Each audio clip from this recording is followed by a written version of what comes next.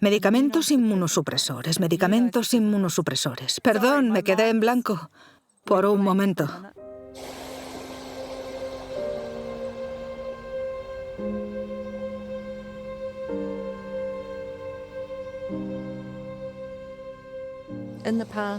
Antes, lo que más me importaba era tener una familia perfecta. Quería que todo saliera perfecto. Me esforcé muchísimo por conseguir esa familia perfecta.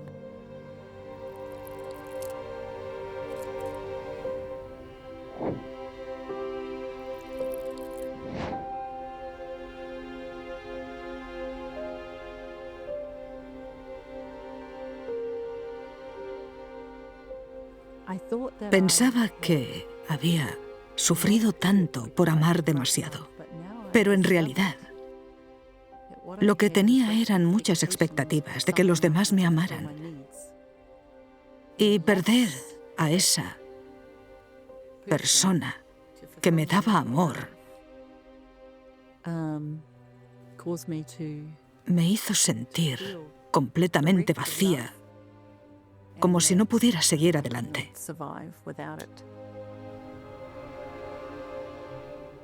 Constantemente esperamos cosas de los demás. Esperamos que nos respeten, que nos entiendan, que nos escuchen. Queremos que papá nos haga caso, queremos que mamá nos consuele, queremos que nuestros hermanos nos acepten. Dependemos de ese sentimiento de pertenencia que nos dan, de la armonía que nos ofrecen, de la seguridad. Y no es que nos inventemos esas expectativas, simplemente nacemos con ellas. Entro en las relaciones buscando recibir. Sigo en ellas con ese único propósito, recibir lo que pueda recibir. Recibir, recibir, recibir, recibir. Tomo de las personas, me alimento de ellas y devuelvo exactamente lo que he tomado. Eso es lo que va a acabar saliendo. Y se va a reflejar en mi comportamiento y también en mi salud. Las personas son claramente dependientes a nivel espiritual, porque siempre buscamos fuera algo que cubra nuestras necesidades espirituales. Los niños nacen así. Esperan que otras personas cubran esas necesidades. Aún así, hay un engaño que nos hace creer que no dependemos espiritualmente de nadie, que yo doy amor desde mí mismo y por eso te amo con mi propio amor, te respeto con mi propio respeto, te comprendo con mi propia comprensión y te honro con mi propio honor. Y así sucesivamente. Y visto así, acabamos pensando que somos autosuficientes espiritualmente. Lo que aprendí sobre la causa de la enfermedad es que detrás de todo esto siempre hay alguna pérdida en la vida de una persona y que esa sensación de pérdida provoca una disfunción en el cuerpo. Como decía, yo sentía que había perdido algo muy valioso para mí y anhelaba una familia completa, una familia en armonía. Quería envejecer al lado de alguien y que mis hijos crecieran en una familia unida. Sentía muchísima culpa porque había sido yo la que se había marchado. Sencillamente no podía más. Estaba destrozada física y mentalmente y no sabía cómo seguir cuidando de mis hijos y salir adelante. En mi trabajo voy a casa de las personas y hablo con ellas. Repaso con ellas un largo historial de problemas de salud.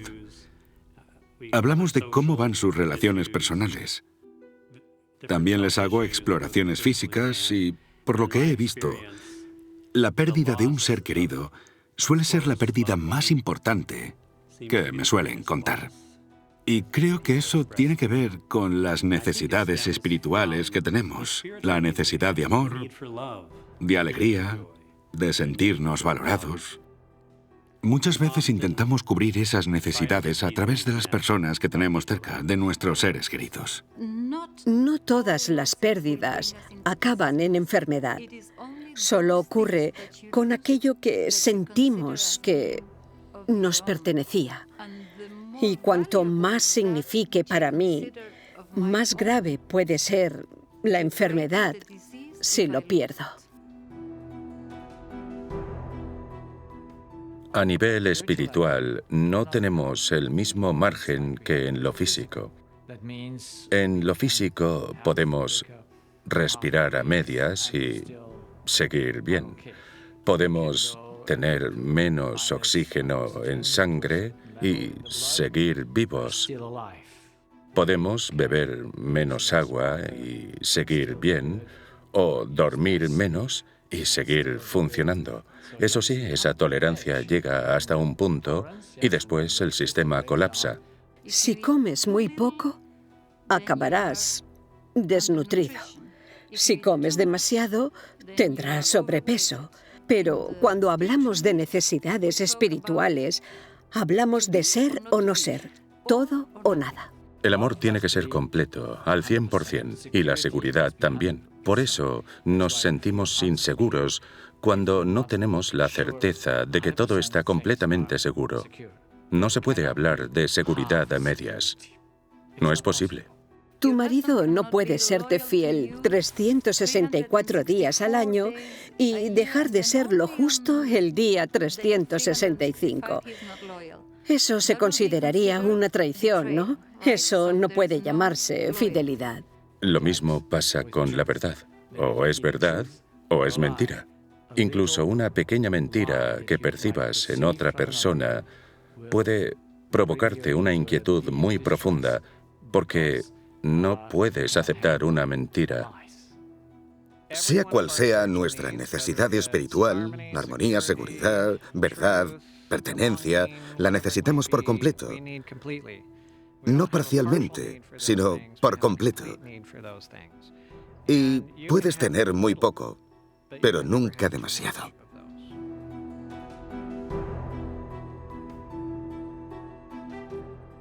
Me di cuenta de que una persona nunca podrá darme el amor que necesito, porque esa persona también necesita amor, y que debe haber una fuente de amor fuera de nosotros.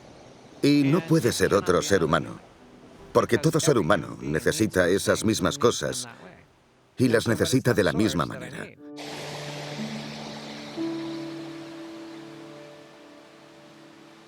Entonces, ¿cuál es esa fuente que sí puede cubrirlas? Pues esa fuente es Dios. ¿Y qué es Dios? Dios es exactamente lo que necesito. Es exactamente ese amor que necesito. Es exactamente la compasión que necesito. Es exactamente el respeto que necesito. Es exactamente la comprensión que necesito. Es exactamente la armonía, la seguridad, la verdad. Todo eso que yo necesito. Él lo es.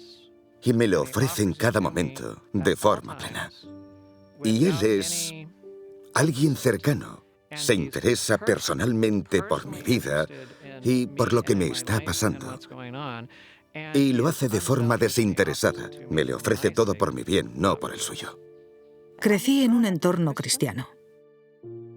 Pero en ese momento empecé a preguntarme si Dios existía de verdad. Y si existía, estaba muy enfadada con Él.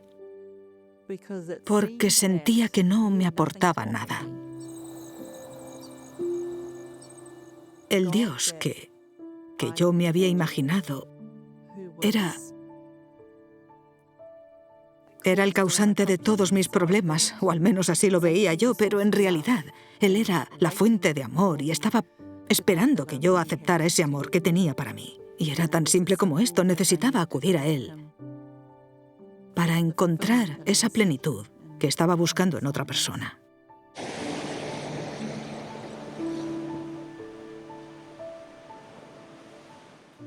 He tenido pacientes en mis visitas que no querían saber nada de Dios. No querían que se hablara de nada espiritual. Y en esos casos, el enfoque es un poco distinto. Cuando la gente viene y me dice, bueno, yo no creo en Dios, ¿cómo voy a cubrir esa necesidad espiritual? Mi respuesta es muy simple. Hay cosas que podemos elegir, pero hay otras que no. No podemos elegir vivir. Eso no lo decidimos nosotros. No podemos elegir de qué vivimos cuáles son nuestras necesidades. Tampoco podemos elegir cómo cubrirlas. No podemos elegir de dónde suplir nuestras necesidades. Lo que tu espíritu necesita no lo vas a encontrar en cualquier parte. Si conoces algún lugar en la tierra donde haya amor o justicia, dímelo, porque yo también iría allí a buscarlo. No tenía ni idea de cómo hacer de Dios mi fuente de amor. Estaba completamente perdida. Pero empecé a orar por eso. Oraba constantemente para que Dios me enseñara cómo verlo a Él como la fuente del amor que necesito. Como estaba tan enferma, tenía la cabeza nublada casi todo el tiempo. Estaba débil. Leía cosas que me resultaban fáciles de asimilar. Leía las promesas de la Biblia, especialmente las relacionadas con la salud, con cómo Dios es nuestro sanador. Y creo que nunca las había aplicado de verdad a mi propia vida. Pero fue entonces cuando empecé a descubrir quién era Dios de verdad. Orar constantemente me ayudó a creer que esas promesas también eran para mí. Oré para que Dios me diera su amor divino por mi ya exmarido. Ya no estábamos juntos y no nos comunicábamos, pero entendí que en mi corazón debía tener pensamientos de amor hacia Él, recibir el amor que Dios me daba y mirar hacia mi exmarido con amor, sin resentimiento y sin esperar nada. Un amor que se entrega sin pedir nada a cambio. Y mientras oraba para recibir ese amor divino, Dios me fue abriendo la mente para entender por qué Él hacía lo que hacía. Empecé a sentir compasión por Él, en vez de esperar algo de Él, y también a ver que no era capaz de amarme, porque si uno no recibe el amor de Dios, ¿cómo va a dar un amor verdadero? ¿Cómo va a resolver sus problemas si ni siquiera sabe cómo hacerlo? Es muy fácil tener pensamientos y actitudes cariñosas hacia quienes son amables contigo. Te dicen cosas bonitas, te hacen sentir importante. Pero cuando se trata de personas que no son tan agradables, que se portan mal contigo, vemos que hay algo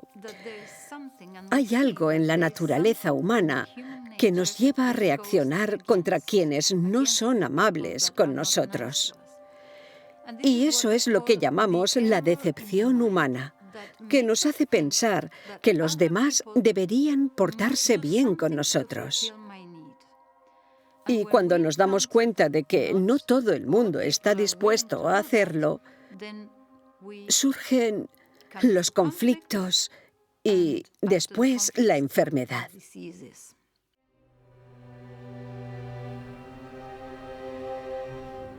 Tengo que decir que en 2 meses estaba prácticamente curada. Fui al especialista y miró mis análisis de sangre en su ordenador. Los marcadores inflamatorios cayeron en picado. Pasaron de estar muy altos a quedarse solo un punto por encima de lo normal. El médico me preguntó cómo se llamaba ese médico. ¿Era médico? De repente estaba muy interesado. Y yo le dije, bueno, todavía tengo la rodilla un poco rígida. Entonces me dijo, no te preocupes, puedes doblarla mucho mejor que yo. Y a partir de ahí seguí mejorando a medida que iba entendiendo más. Y eso fue hace 12 años. Los médicos me hicieron seguimiento durante 6 años. Creo que probablemente pensarían que era solo una remisión temporal y que volvería a ponerme enferma. Así que seguí yendo al médico, aunque ya no tan a menudo. No hacían nada por mí, no tomaba ninguna medicación. Solo me veían para comprobar que todo seguía bien. Y un día estaba en el trabajo y se me olvidó la cita. Llamé y dije, oh, lo siento mucho, me he olvidado de la cita. Y me dijeron, no te preocupes, de todas formas, no estamos haciendo nada por ti, vamos a darte el alta. y ahora estoy completamente bien. En la artritis psoriásica, las articulaciones se deforman con bastante rapidez. Es más agresiva que la artritis reumatoide. Tengo algunas articulaciones un poco deformadas, pero ya no hay inflamación, ya no hay enfermedad. Puedo caminar, correr, agacharme, estirarme y hacer todo lo que necesito.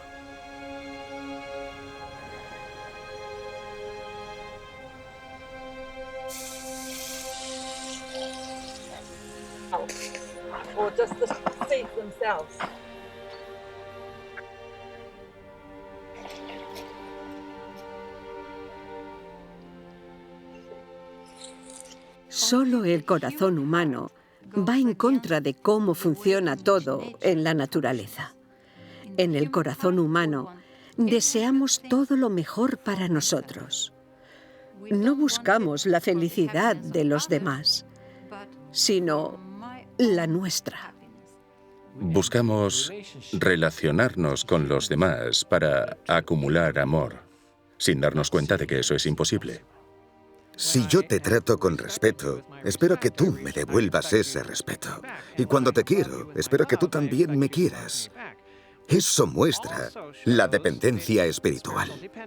Como seres espiritualmente dependientes, podemos depender de Dios automáticamente o depender de los humanos e incluso de los animales. Tenemos dos maneras de entender cómo funcionan las cosas.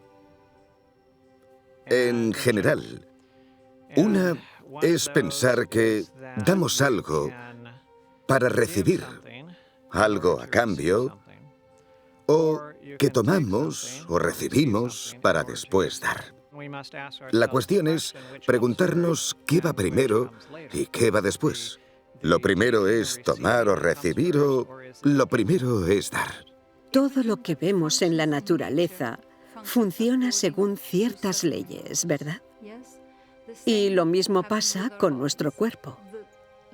La ley de la termodinámica lo abarca todo. Hay 4 aspectos básicos de esa ley. Todo lo que funciona necesita energía. Esa energía tiene que venir de fuera. Nunca puede venir de dentro. Siempre viene del exterior. El elemento que está funcionando puede almacenar esa energía durante un tiempo, pero después tiene que liberarla, tiene que soltarla. Por ejemplo, en un vehículo, primero hay que poner el combustible antes de poder utilizarlo. Hay que tomar la electricidad de la batería antes de poder usarla. Si pensamos en un árbol que crece, primero tiene que tomar del suelo los nutrientes y el agua y del sol la luz antes de poder crecer, producir, dar fruto y liberar oxígeno. Así que dar surge de forma natural. Si comes, expulsarás de manera natural los restos de lo que has comido. Si bebes, expulsarás los restos de lo que has bebido. En la naturaleza vemos la ley de causa y efecto que rige cada elemento. Y vemos que el propósito de cada elemento es dar. Al ver este principio en la naturaleza, nos damos cuenta de que nosotros también formamos parte de ella. Y vemos que ese mismo principio funciona en nosotros, en los seres humanos, y no solo se aplica al sistema biológico, sino también a las relaciones y a otras formas en las que funcionamos. Y sí, tomar tiene que ir primero. Tenemos que recibir algo antes de poder dar algo, porque funcionamos como una manguera, como un canal. Si por la salida de la manguera sale agua turbia, ¿el problema está en la manguera o en la fuente? Hay que cambiar la fuente de la que se está tomando. Las cosas con las que luchamos, los malos pensamientos, las adicciones, son esa agua turbia que sale de nosotros, la ira, el egoísmo, todo eso que sale de dentro. Podemos intentar, con fuerza de voluntad, que no salga, esconder ese comportamiento o reprimirlo. pero seguirá allí mientras no cambiemos de fuente y tomemos de una que nos dé el amor, la alegría, la paz y el carácter de Dios, para que todo eso se refleje en nosotros. En el fondo, los pensamientos dependen, como todo lo demás, de la fuente de la que bebemos. Antes de recuperarme, las circunstancias difíciles me causaban muchísimo estrés. Podían poner mi vida patas arriba por completo. Y, por supuesto, las circunstancias pueden seguir siendo estresantes.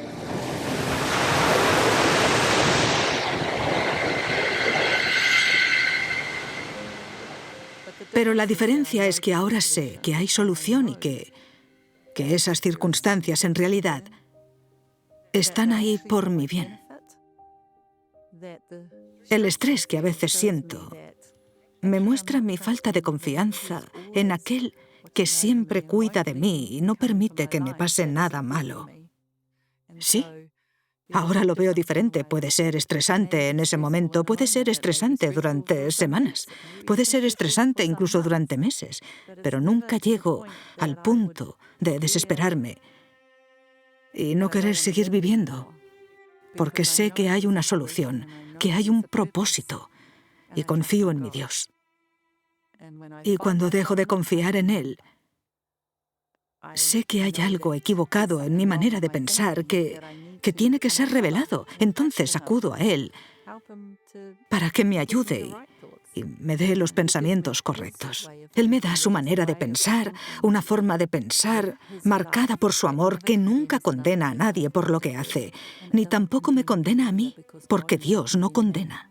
He causado mucho mal en toda mi vida, pero Él me dice, ven a mí, recibe mi amor. En la cruz te he liberado de tu pasado. De esta manera puedo ser generosa con los demás, igual que Él lo fue conmigo.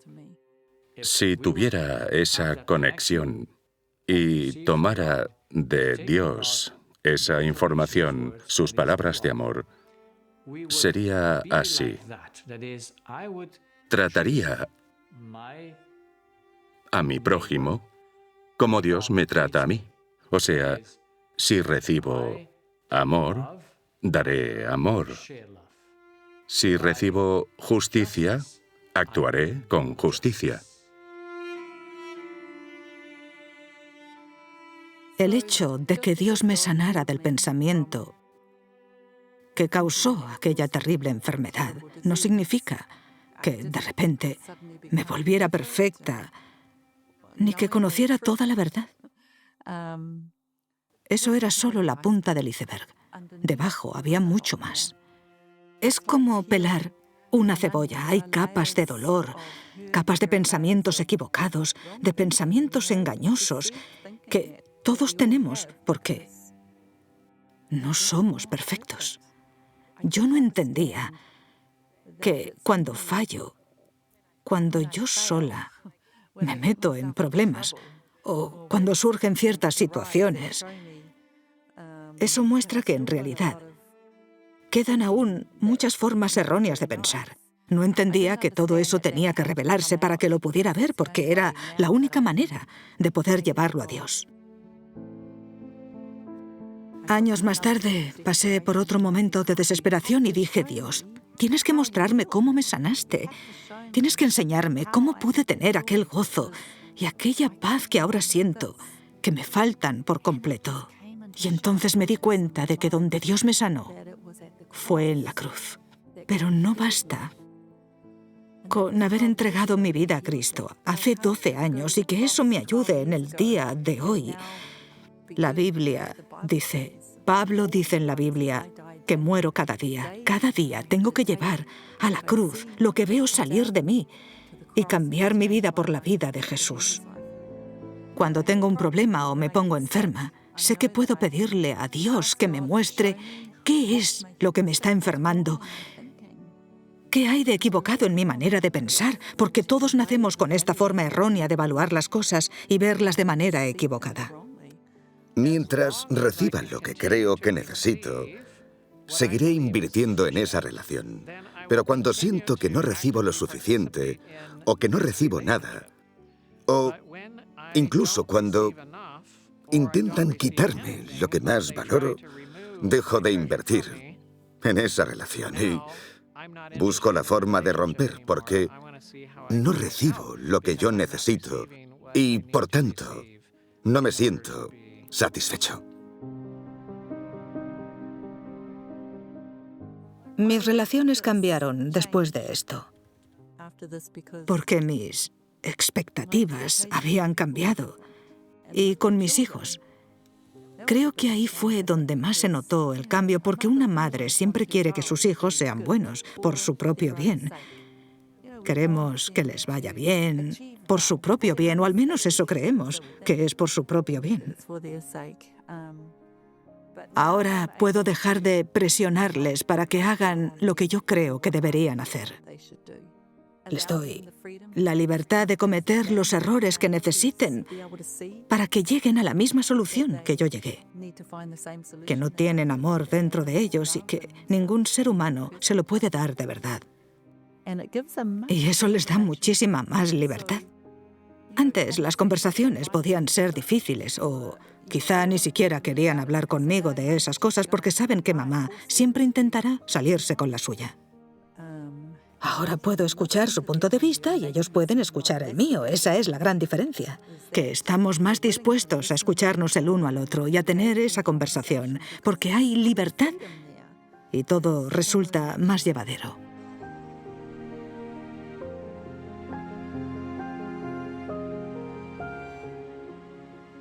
¿Sabes? Antes pensaba que me había pasado algo terrible, que había sido lo peor de mi vida. Todo aquello por lo que pasé. Y solía enfadarme con Dios por ello. Pero ahora estoy profundamente agradecida por ello. No sé de qué otra manera hubiera podido aprender lo que ahora sé. Sinceramente, no creo que hubiera otra forma de aprenderlo. Me enseñó muchísimo y me dio una fortaleza que creo que no habría alcanzado de otro modo. Y aquella desesperación que sentí hasta el punto de no querer vivir más fue justamente lo que necesitaba. Estar lo bastante desesperada como para buscar una solución. Y encontrar una solución que de verdad pudiera llenarme. Al principio, cuando veía a mis pacientes y relacionaba sus síntomas con lo que me contaban, con la forma en la que procesaban los acontecimientos de su vida, sobre todo lo negativo, porque eso trae un efecto negativo, descubrí que eso les causaba infecciones, sangrados nasales, cáncer. Cuando veía todos esos síntomas en el cuerpo y no encontraba ninguna otra causa que pudiera explicar aquello, aparte de su forma de pensar, me propuse investigar cómo y por qué los pensamientos pueden causar esto en el cuerpo. Ahora bien, esto debería haberlo sabido ya, o al menos haberlo entendido antes. El organismo no tiene vida propia. Funciona con la energía de lo que pensamos. Pero sorprende cómo a veces perdemos de vista lo más evidente.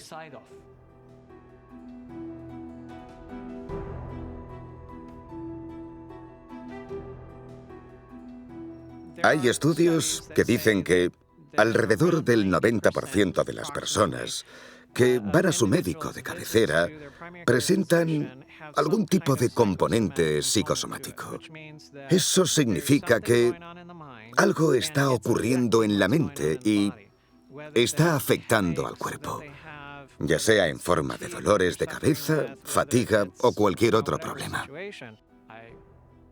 Aprendí sobre las enfermedades psicosomáticas, pero este campo no está estructurado de forma que pueda decir, vale, esta es la razón por la que el cuerpo enferma tras un trauma, porque necesitamos explicar el proceso. Y si no tienes tiempo para el paciente, Acabas tratando los síntomas, que es la capa más superficial, y no puedes profundizar y descubrir qué hay detrás. ¿Cómo son sus relaciones? ¿Qué conflictos tiene? ¿Cómo está su situación económica? ¿Cuáles son sus principales fuentes de estrés? ¿Qué pérdidas ha sufrido? Simplemente no hay tiempo para entrar en esas cuestiones. Pero ahí es donde está el verdadero secreto de lo que vemos en la práctica médica. ¿Cómo puede ser que algo puramente mental, puramente inmaterial, no físico, pueda afectar a tu cuerpo, a sus funciones, al oído, a la nariz, a la lengua, a todo? ¿Cuál es el mecanismo, el principio de funcionamiento? Si no entiendo ese mecanismo, solo me queda la observación, y la observación sigue siendo subjetiva.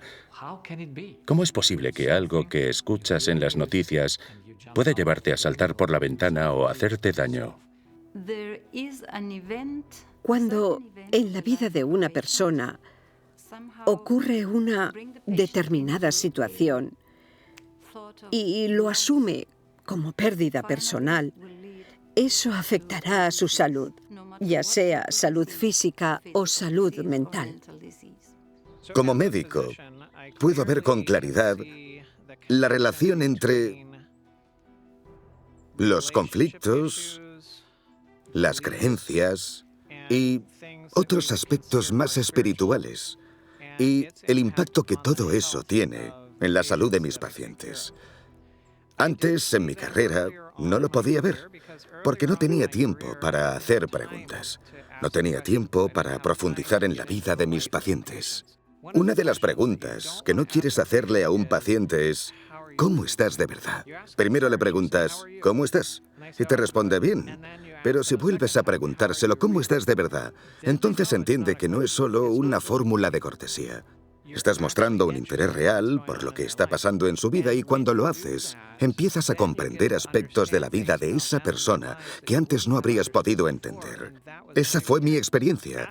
Hacer ese tipo de preguntas en un entorno clínico, en un hospital, arruinaría, sin duda, tu trabajo. Es asombroso lo que he visto durante todos estos años. Mis pacientes no son conscientes para nada de que lo que ocurre en su cuerpo es el resultado de sus pensamientos subconscientes. Y claro, esos pensamientos pueden hacer que el cuerpo funcione bien o acabar destruyéndolo.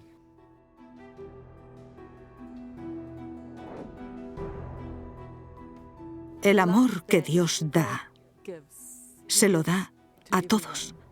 Esa es la naturaleza de Dios, dar. Él es la fuente del amor y su carácter es amar. No discrimina ni ama solamente a quienes nosotros consideramos dignos, sino a todas las personas. Y yo puedo recibir su amor gratuitamente. Cuando me di cuenta de que no pierdo nada, de que en realidad nunca puedo perder nada, de que nunca puedo perder lo que he invertido en una relación, porque todo lo que doy lo he recibido también. Comprendí que soy un ser creado y no soy ninguna fuente. No soy fuente de sabiduría, ni de fuerza, ni de energía, ni de amor. Todo eso viene de Dios. Él me lo da libremente, Él me sostiene cada minuto. Y puedo usarlas y compartirlas para el bien de los demás. Y ahora todo resulta mucho más fácil porque sé que nada es mío. Nunca lo fue. Es simplemente algo que recibí gratuitamente, algo que compartí gratis y que nunca se acababa. Así que, ¿cómo podrías resistirte a eso? Es realmente hermoso cuando entiendes quién es Dios y cuánto desea cubrir cada una de nuestras necesidades. No nos hemos creado a nosotros mismos. Hay alguien que nos creó. Y eso significa que todo lo que tenemos no nos pertenece a nosotros, sino al Creador. Si llegamos a entender esto, cualquier pérdida que sintamos como personal deja de serlo. Solo puede ser una pérdida del Creador, que es quien lo creó todo. Antes quería cambiar muchas cosas.